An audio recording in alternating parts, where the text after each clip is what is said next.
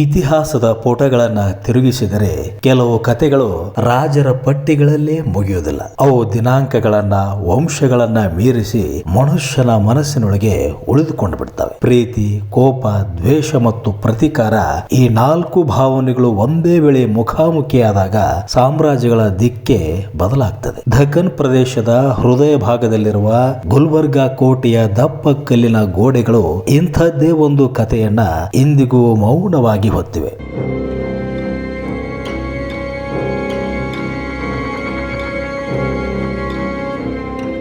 ಅದು 14ನೇ ಶತಮಾನ. ದೆಹಲಿ ಸುಲ್ತಾನರ ಹಿಡಿತದಿಂದ ಬೇರ್ಪಟ್ಟು ದಖನ್ ಪ್ರದೇಶದಲ್ಲಿ ಉದಯಿಸಿದ ಹೊಸ ಶಕ್ತಿ ಬಹಮನಿ ರಾಜ್ಯ. ಅದರ ರಾಜಧಾನಿ ಗುಲ್ಬರ್ಗ. ಸುಮಾರು 180 ವರ್ಷಗಳ ಕಾಲ 18 ಸುಲ್ತಾನರು ಇಲ್ಲಿ ಆಡಳಿತ ನಡೆಸಿದರು. ಹೊರಗೆ ಈ ಕೋಟೆ ಭವ್ಯತೆ ಮತ್ತು ಶಕ್ತಿಯ ಸಂಕೇತವಾಗಿದ್ದರೆ ಒಳಗೆ ಅದು ಸಿಂಹಾಸನಕ್ಕಾಗಿ ನಡೆದ ಕ್ರೂರ ಹೋರಾಟಗಳಿಗೆ ಸಾಕ್ಷಿಯಾಗಿತ್ತು. ಇಂಥ ಅರಮನೆಯೊಳಗೆ ಅಕ್ಕ ತಮ್ಮರ ಬಾಂಧವ್ಯಕ್ಕೆ ಮಾದರಿ ಎನ್ನುವಂತಹ ಒಂದು ಕತೆ ಇದೆ.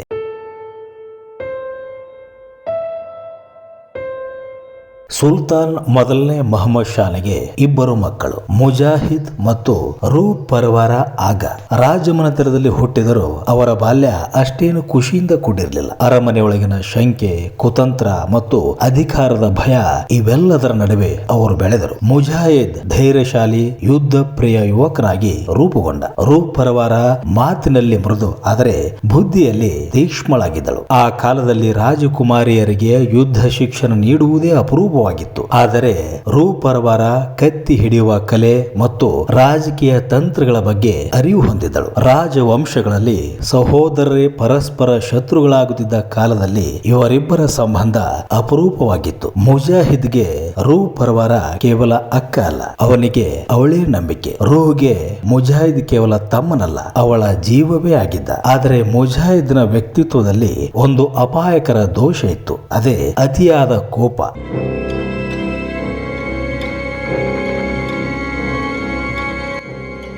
ಕಿಶೋರ ವಯಸ್ಸಿನಲ್ಲಿ ಅವನು ರಾಜ ಭಂಡಾರದ ಬೀಗ ಮುರಿದು ಬಂಗಾರದ ನಾಣ್ಯಗಳನ್ನ ತೆಗೆದುಕೊಂಡು ಹೋಗಿ ಸ್ನೇಹಿತರ ಜೊತೆ ಖರ್ಚು ಮಾಡಿದ್ದ. ವಿಷಯ ತಿಳಿದ ತಂದೆ ಅವನಿಗೆ ಕಠಿಣ ಶಿಕ್ಷೆ ನೀಡಿದ್ದರು. ಆದರೆ ತನ್ನ ತಪ್ಪನ್ನು ಒಪ್ಪಿಕೊಳ್ಳುವ ಬದಲು ವಿಷಯ ತಿಳಿಸಿದ ಸೇವಕ ಮುಬಾರಕ್ ಮೇಲೆ ಅವನು ದ್ವೇಷ ಬೆಳೆಸಿಕೊಂಡ. ಕೆಲವು ವರ್ಷಗಳ ನಂತರ ಕುಸ್ತಿ ಆಟದ ನೆಪದಲ್ಲಿ ಮುಬಾರಕ್ನನ್ನ ಕರೆಸಿಕೊಂಡು ಅವನ ಕುತ್ತಿಗೆ ಮೂಳೆ ಮುರಿದ. ಇದರಿಂದ ಮುಬಾರಕ್ ಸ್ಥಳದಲ್ಲಿಯೇ ಸಾವನ್ನಪ್ಪಿದ. ಆ ಕ್ಷಣದಿಂದಲೇ ಮುಬಾರಕ್ನ ಮಗ ಮಸೂದ್ನ ಮನಸ್ಸಿನಲ್ಲಿ ಮುಜಾಹಿದ್ನ ವಿರುದ್ಧ ಪ್ರತೀಕಾರದ ಬೀಜ ಮೊಳಕೆ ಹೊಡೆಯಿತು.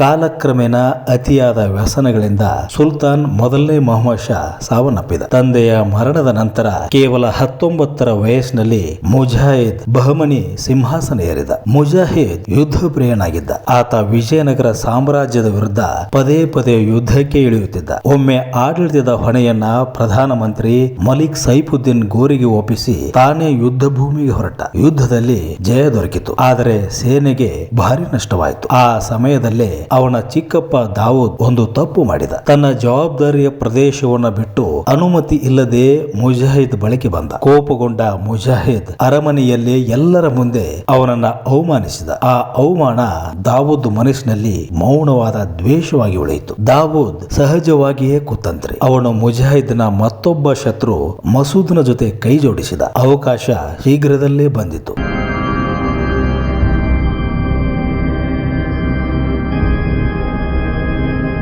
1378ರಲ್ಲಿ ಮುಜಾಹಿದ್ ಕೃಷ್ಣಾ ನದಿಯ ತೀರದಲ್ಲಿ ಮೀನು ಹಿಡಿಯಲು ಹೋದ. ದಿನವಿಡೀ ಸೂರ್ಯನ ತಾಪದಿಂದ ಅವನ ಕಣ್ಣುಗಳಿಗೆ ಸೋಂಕು ಬಂತು. ನೋವಿನಿಂದ ಅವನು ಗುಡಾರದಲ್ಲಿ ವಿಶ್ರಾಂತಿ ಪಡೆದ. ಅದೇ ರಾತ್ರಿ ಕತ್ತಲಿನಲ್ಲಿ ದಾವೂದ್ ಮತ್ತು ಮಸೂದ್ ಗುಡಾರಕ್ಕೆ ನುಗ್ಗಿ ಕತ್ತಿಯಿಂದ ಮುಜಾಹಿದ್ರನ್ನ ಕೊಂದೇ ಬಿಟ್ಟರು. ಯುದ್ಧ ಭೂಮಿಯಲ್ಲಿ ಅಲ್ಲ, ದ್ರೋಹದ ಮೂಲಕ ಬಹಮನಿ ಸಾಮ್ರಾಜ್ಯದ 3ನೇ ಸುಲ್ತಾನನ ಅಂತ್ಯವಾಯಿತು. ಈ ಸುದ್ದಿ ಗುಲ್ಬರ್ಗಾ ಕೋಟೆಗೆ ತಲುಪಿದಾಗ ರಾಜ ಪರಿವಾರದವರಿಗೆ ದಿಕ್ಕೇ ತೋಚದಂತಾಯಿತು. ಆ ಕ್ಷಣದಿಂದಲೇ ಈ ಕಥೆಯ ನಿಜವಾದ ಕೇಂದ್ರ ಬಿಂದು ಮುಂದೆ ಬರ್ತಾಳೆ. ಸಹೋದರನ ಸಾವಿನ ಸುದ್ದಿ ರೂಪ್ ಪರ್ವಾರ ಆಗಳಿಗೆ ಬರಸಿಡಿಲು ಬಡಿದಂತಾಗಿತ್ತು.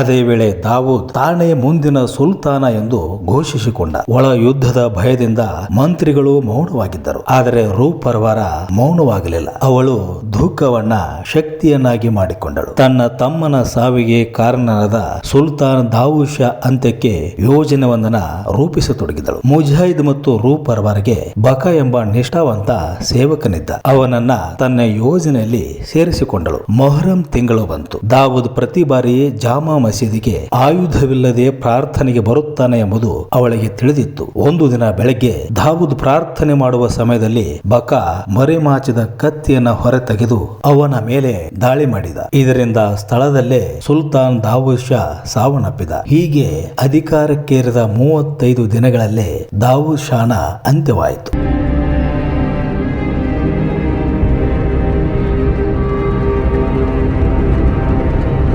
ಆದರೆ ಅಧಿಕಾರದ ಹೋರಾಟ ಇನ್ನೂ ಮುಗಿದಿರಲಿಲ್ಲ. ದಾವೂದ್ನ ಬೆಂಬಲಿಗರು ಅವನ ಮಗ ಮೊಹಮ್ಮದ್ ಸಂಜರ್ನನ್ನ ಸಿಂಹಾಸನಕ್ಕೇರಿಸಲು ಪ್ರಯತ್ನ ಮಾಡ್ತಾ ಇದ್ರು. ರೂಪ್ ಪರ್ವಾರ ಅರಮನೆಯ ದ್ವಾರಗಳನ್ನ ಮುಚ್ಚಿಸಿ ಅವಳು ಎಂದಿಗೂ ಸಿಂಹಾಸನದ ಕನಸು ಕಾಣದಂತೆ ಆ ಬಾಲಕನ ಕಣ್ಣುಗಳನ್ನ ತೆಗೆಸಿದಳು. ಇದು ಕ್ರೂರ ನಿರ್ಧಾರವಾಗಿದ್ದರೂ ಆ ಕಾಲದ ಅರಮನೆಯ ರಾಜಕೀಯದಲ್ಲಿ ಅದು ಅನಿವಾರ್ಯವಾಗಿತ್ತು. ಅವಳು ತನ್ನ ಮತ್ತೊಬ್ಬ ಚಿಕ್ಕಪ್ಪ 2ನೇ ಮೊಹಮ್ಮದ್ ಶಾನನ್ನ ಸಿಂಹಾಸನಕ್ಕೇರಿಸಿದಳು. ರಾಜನ ತಲೆಯ ಮೇಲೆ ಕಿರೀಟ ಇತ್ತು. ಆದರೆ ಆ ಕಿರೀಟದ ಹಿಂದೆ ರೂಪ್ ಪರ್ವಾರ ಪ್ರತಿಕಾರ ಕೆಲಸ ಮಾಡಿತ್ತು.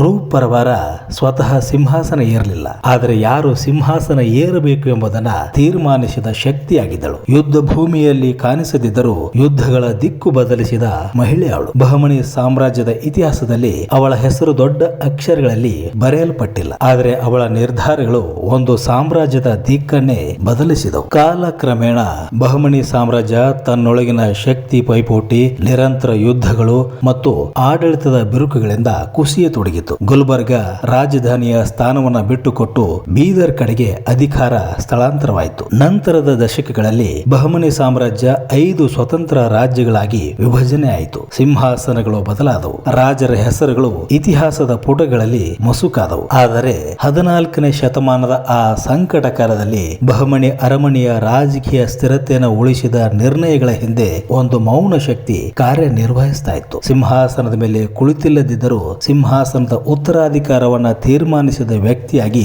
ರೂಪ್ ಪರ್ವಾರ ಆಗ ಕಾಣಿಸಿಕೊಳ್ತಾಳೆ. ಆಕೆಯ ಹಸ್ತಕ್ಷೇಪದಿಂದ ಒಳ ಯುದ್ಧ ತಪ್ಪಿತು ಮತ್ತು ರಾಜ್ಯವು ತಾತ್ಕಾಲಿಕವಾದರೂ ಸ್ಥಿರತೆಯನ್ನ ಕಂಡಿತು. ಇತಿಹಾಸದಲ್ಲಿ ರೂಪ್ ಪರ್ವಾರ ಆಗ ಯೋಧಳಾಗಿ ಅಥವಾ ಆಡಳಿತಗಾರ್ತಿಯಾಗಿ ದಾಖಲಾಗಿಲ್ಲ. ಆದರೆ ಬಹಮನಿ ಸಾಮ್ರಾಜ್ಯದ ಅತ್ಯಂತ ಅಸ್ಥಿರ ಅವಧಿಯಲ್ಲಿ ರಾಜಕೀಯ ಸಮತೋಲನವನ್ನ ಕಾಪಾಡಿದ ಪ್ರಮುಖ ವ್ಯಕ್ತಿಯಾಗಿ ಆಕೆಯ ಪಾತ್ರವನ್ನ ನಿರ್ಲಕ್ಷಿಸಲು ಸಾಧ್ಯವಿಲ್ಲ. ಆಕೆಯ ನಿರ್ಧಾರಗಳು ವ್ಯಕ್ತಿಗತ ಪ್ರತಿಕಾರದಿಂದ ಮಾತ್ರ ಅಲ್ಲ, ರಾಜ್ಯದ ನಿರಂತರತೆಯನ್ನು ಕಾಯ್ದುಕೊಳ್ಳುವ ದೃಷ್ಟಿಯಿಂದಲೂ ತೆಗೆದುಕೊಳ್ಳಲಾದವು. ಹೀಗಾಗಿ ಬಹಮನಿ ರಾಜ್ಯದ ಇತಿಹಾಸವನ್ನ ಅರ್ಥ ಮಾಡಿಕೊಳ್ಳುವಾಗ ಕೇವಲ ಸುಲ್ತಾನರ ಆಡಳಿತ ಕ್ರಮವಲ್ಲ, ಅರಮನೆ ಒಳಗಿನ ಇಂಥವರ ಪಾತ್ರವು ಮಹತ್ವ ಪಡೆದುಕೊಳ್ಳುತ್ತದೆ. ರೂಪ್ ಪರ್ವಾರ ಆಗ ಬಹಮನಿ ಅರಮನೆಯ ಒಳ ರಾಜಕೀಯದಲ್ಲಿ ನಿರ್ಣಾಯಕ ಕ್ಷಣಗಳನ್ನ ರೂಪಿಸಿದ ಮಹಿಳೆ. ಮುಂದಿನ ವಿಡಿಯೋದಲ್ಲಿ ಇಂಥದ್ದೇ ಇತಿಹಾಸದ ಕಥೆಯೊಂದಿಗೆ ಮತ್ತೆ ಭೇಟಿಯಾಗೋಣ. ಈ ವಿಡಿಯೋ ಇಷ್ಟ ಆದ್ರೆ ನಿಮ್ಮ ಸ್ನೇಹಿತರೊಂದಿಗೆ ಮರೆಯದೆ ಶೇರ್ ಮಾಡಿ. ಜೊತೆಗೆ ನಮ್ಮ ಚಾನಲ್ ಅನ್ನ